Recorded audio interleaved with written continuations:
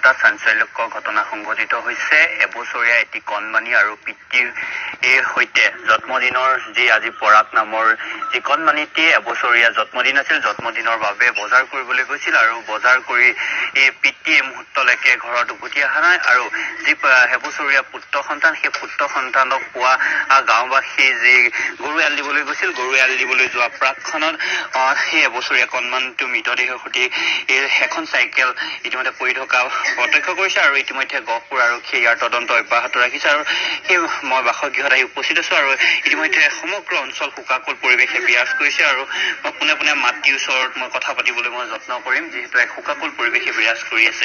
অকণমান কথাখিনি ক'বচোন। ওলাই গৈছিলে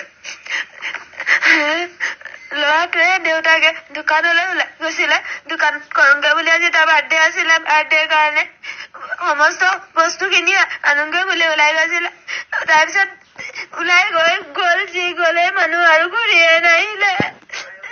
ৰাতি বহুত বিচাৰ খোঁচাৰ কৰিলো, ৰাতি নাপালো, কিন্তু ৰাতিপুৱা মই আকৌ বিচাৰ খোঁচাৰ কৰোঁতেও নাই পোৱা।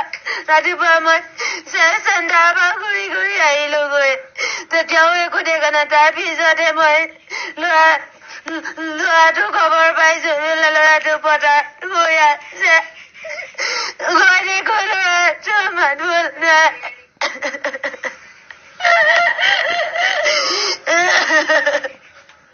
এনেদৰে মাতৃগৰাকী শোকত ভাঙি পৰিছে, যিহেতু তেওঁ যি পুত্ৰ সন্তান, সেই এবছৰৰ পুত্ৰ সন্তানৰ আজি তেওঁ জন্মদিন আছিল আৰু সেই জন্মদিন উদযাপন কৰিবৰ বাবে পিতৃৰ লগত ওলাই গৈছিল জন্মদিনৰ বজাৰ কৰিবলৈ। আৰু বজাৰ কৰা যি পিতৃ, সেই পিতৃ কিন্তু এই মুহূৰ্তলৈকে ঘৰ অহা নাই, অৰ্থাৎ সন্ধানহীন হৈ আছে এই মুহূৰ্তলৈকে। আৰু তাৰ প্ৰক্ৰিয়া ইতিমধ্যে গহপুৰ যি আৰক্ষীয়ে তাৰ তদন্ত অব্যাহত ৰাখিছে। আৰু এবছৰীয়া যি কণমানিটি এই পথাৰত ইতিমধ্যে চাইকেলখনৰ সৈতে পৰি থকা প্ৰত্যক্ষদৰ্শী কৰাৰ পিছত যিহেতু যি কণমানিটি, সেই কণমানিটো মৃত বুলি চিকিৎসকে ঘোষণা কৰে আৰু ইয়াৰ পিছতে সমগ্ৰ অঞ্চল শোকাকুল পৰিৱেশে বিৰাজ কৰা পৰিলক্ষিত হৈছে।